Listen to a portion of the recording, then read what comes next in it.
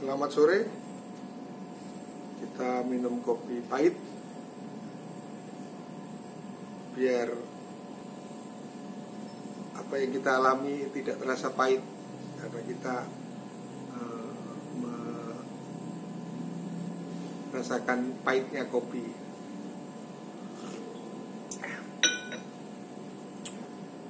Saya Gatot Sugiharto, Ketua Umum Asosiasi Penambang Rakyat Indonesia atau biasa disebut APRI. Pada kesempatan ini saya ingin mengisi waktu berada di rumah, waktu kita tidak bisa jalan-jalan ke lapangan, dengan ingin memperkenalkan penambang rakyat itu apa. Kalau teman-teman tahu ini apa? Ini hanya sebongkah batu. Tapi di tangan penambang rakyat, batu ini bisa menjadi roti. Karena batu ini sebenarnya adalah jenis kalsedon yang bisa diolah menjadi batu cincin seperti ini dan nilainya cukup mahal. Ini adalah jenis black opal yang harganya standar mungkin di atas 3 juta. Dan kalau harga internasional mungkin lebih mahal dari 6 juta. Jadi penambang rakyat Indonesia yang berjumlah lebih dari 3 juta orang sebenarnya adalah sektor ekonomi masyarakat yang paling kuat, terutama dalam menghadapi krisis seperti sekarang ini, di mana semua orang mengalami kesulitan karena pekerjaan terhambat, mobilisasi terhambat, otomatis gaji dipotong, bonus tidak ada, sehingga pemerintah begitu gencarnya membagi-bagi sembako, membagi-bagi bantuan tunai. Hanya satu sektor yang tidak mengharapkan subsidi dari pemerintah atau bantuan-bantuan tunai dari pemerintah. Mereka adalah kelompok penambang rakyat Indonesia. Penambang rakyat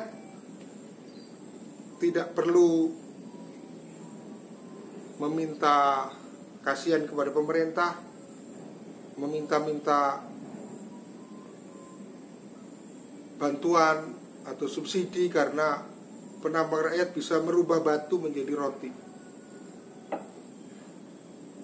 Hanya pemerintah sampai saat ini kurang melihat potensi yang sangat besar ini,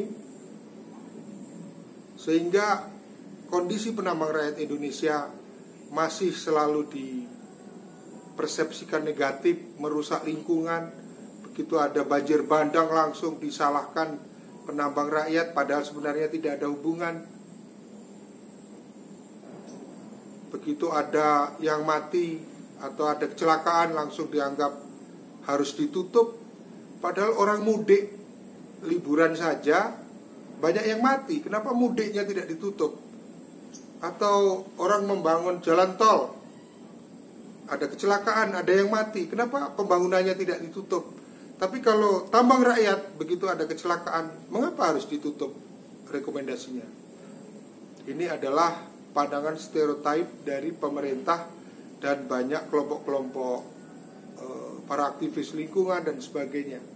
Nah, melalui kesempatan ini saya berharap ada perubahan pandangan sehingga kita bisa proporsional melihat para penambang, dan terutama pemerintah harusnya sangat bangga dengan penambang rakyat Indonesia, karena sebenarnya produksinya itu melebihi produksi dari Freeport.